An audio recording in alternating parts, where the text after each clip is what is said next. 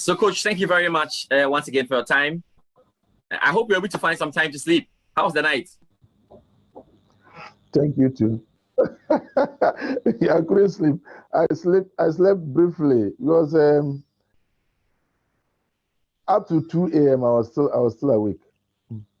Was it that they were calling you, or you were going through how difficult the season was?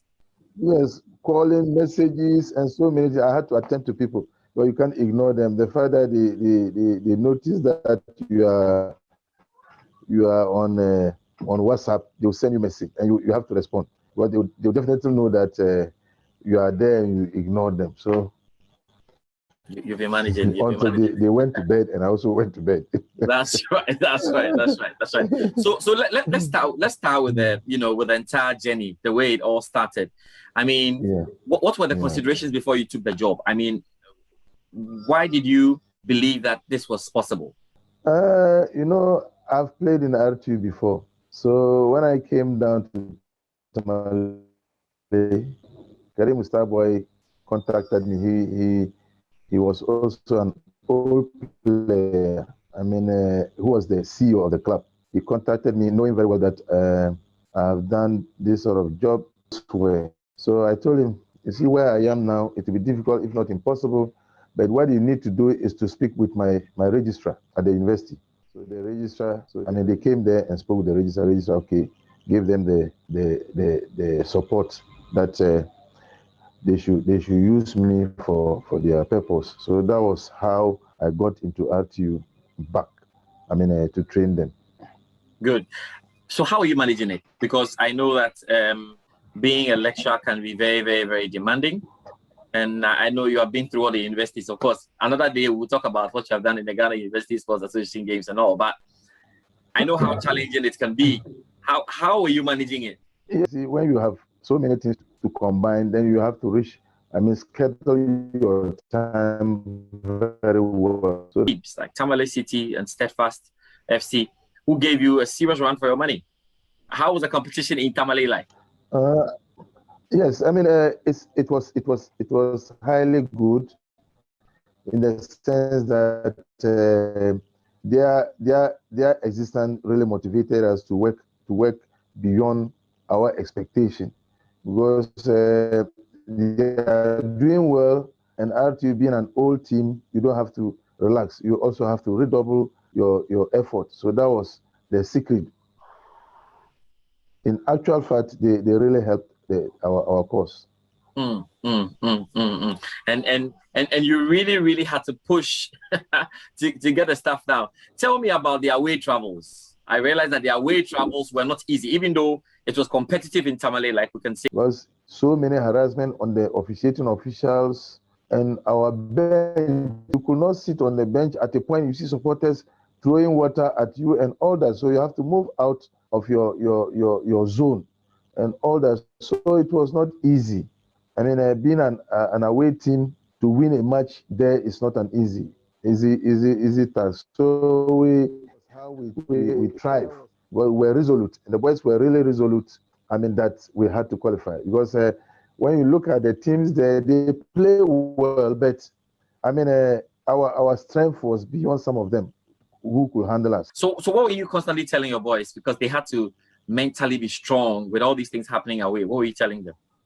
Right from the word-go, our first match was in Kintampo. I told them, we have gone through pre-season for 8 to 12 weeks. 12 week was when we were to start, and the league was postponed. So we continued. I told them, with this sort of preparation, this first match, we have to win it.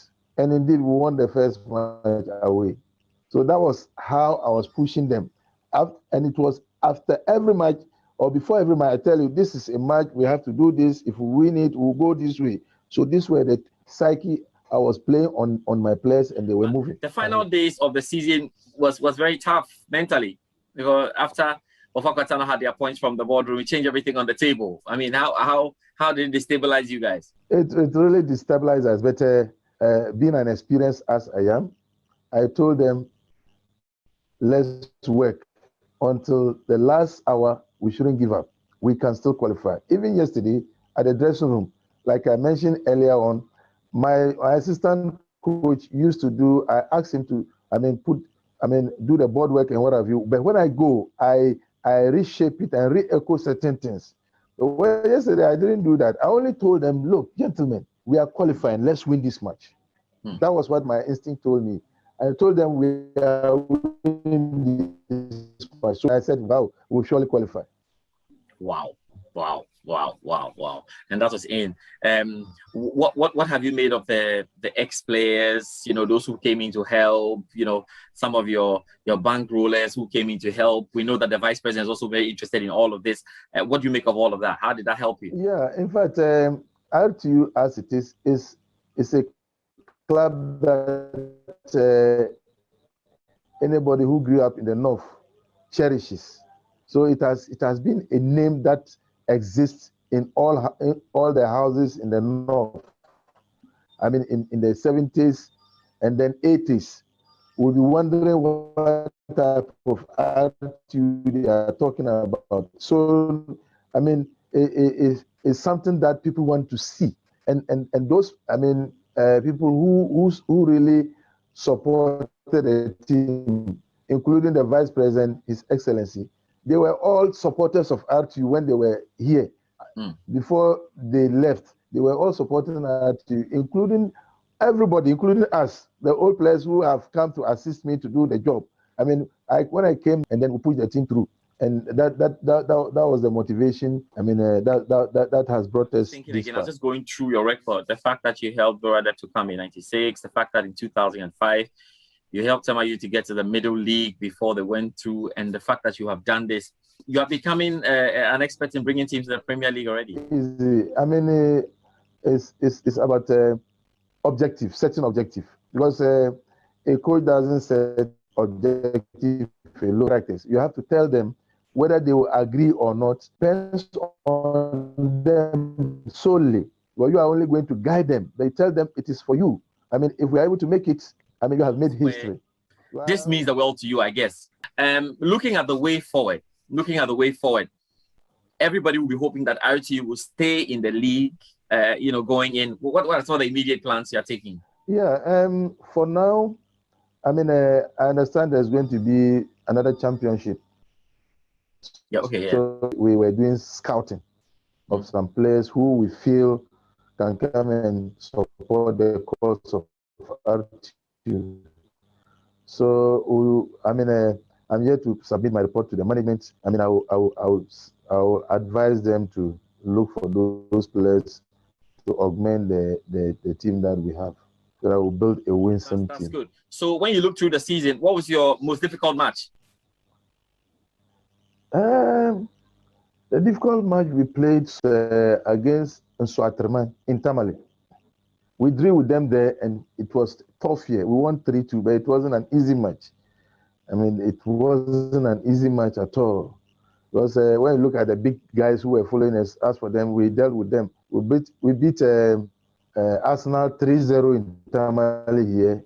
BA United 3-0. It's only Bofakwa who escaped it. They were lucky to have, only concede one goal. Yeah. All the big teams, we beat them 3-3 here and drew with them at their backyards. What's the most enjoyable win? I would say against Bofakwa and Tamale, because it was a game that I was still on top of the league until they went for those protests and then took over. Yeah, before they took over. Okay, that's good. Coach, so whilst you were playing your game against Unity FC, weren't you scared a bit that Bofakwa Tano will get the result against Brikun Aston? As I mentioned to you, my instincts told me that I would qualify. Wow. So all along, my mind wasn't at their game. I wanted us to win this match. We should win this match. If we won, it will really, push us to another level, because that was my thought. What have you made of the fans, the RTU fans? They've been all over the place. They were super, because what I heard of them, and I came down to coach the team. I didn't I'm not that type of person you come and bully and all that. You understand they used to bully coaches and all that and make noise.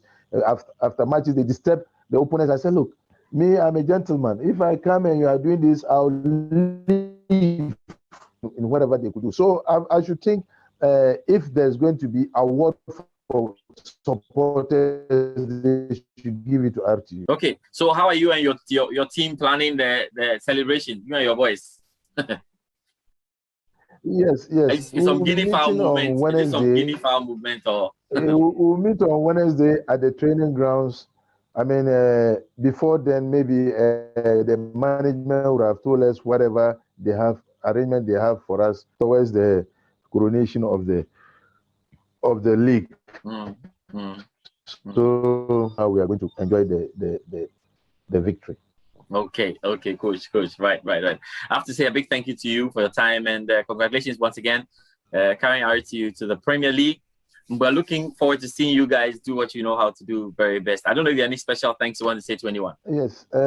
In fact, I want to thank those who gave me the opportunity to really to the limelight again. In fact, they did very well because looking at my experiences somewhere, if I employ it on RTU, it will work. So I really thank them very much, and the management of 8years for allowing me to do that. Otherwise, it's difficult, if not impossible, for a university to release, I mean, their staff, not on secondment, but on ad hoc basis to assist such a big. My greatest thanks goes to them as well. All right, coach. A big thank you to you as well, and we wish you the very best of luck.